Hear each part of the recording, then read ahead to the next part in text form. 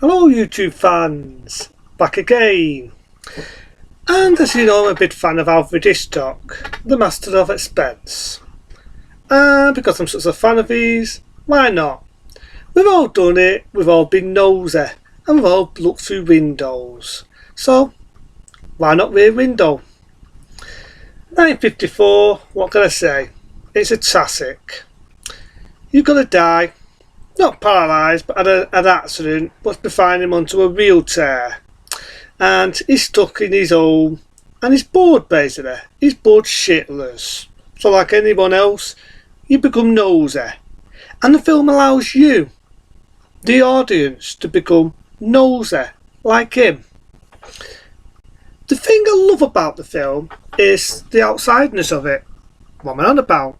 There is no outside.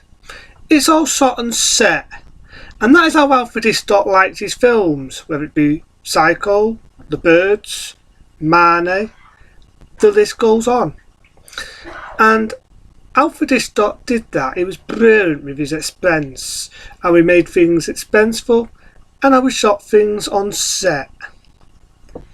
I love that, and I can start to see how it inspired a lot of other films, one being one of my favourite vampire films. That being Fright Night. Similar story. You got a lad, notices he has a new neighbour, decides to be nosy, like we all do, binoculars, and he realises he's a serial killer, but not just any serial killer, he's a vampire. Rear Window sort of had that essence. Obviously the guy wasn't a vampire, but he's nosy, and it engages you, the audience, to become nosy like him. It allows you to look beyond looking glass and see what he's looking at. And I do like that. I think it's very clever and very imaginative. The guy who's looking has a nosy, like you do, played by Teddy Penn, and it's very good, it's very clever. You've got a beautiful woman in it, who's his woman, very beautiful, definitely eye-tender, and he's looking for the window, and that's when he sees and he thinks there's a murder. He thinks that man has murdered his wife, and it engages you as the audience to think what's going on here. Has he killed his wife? All the way through the film you've got twists and turns, Alfred Hitchcock style, but it's clever. It's a very clever, imaginative film, the way it puts you in set.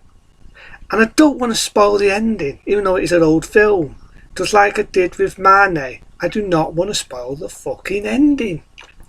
But you've got to check it out. Rear Window, 1954, classic. Alfred Hitchcock at his best.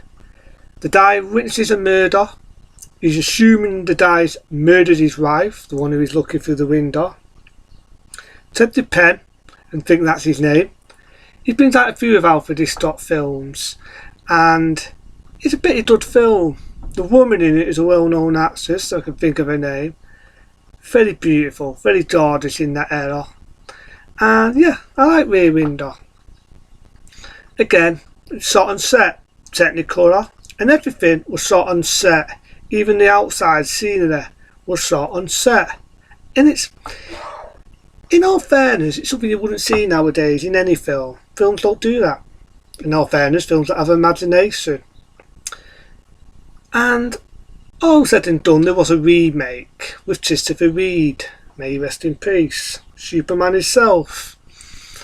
I've never seen the remake, so it's not for me to judge, and as you know, I'm not a lover of remakes, but maybe one day around the road, because you know I like Christopher Reeve, and it's pretty sad because in real life he was in a wheelchair, and you know the story, and it's sad. May he rest in peace.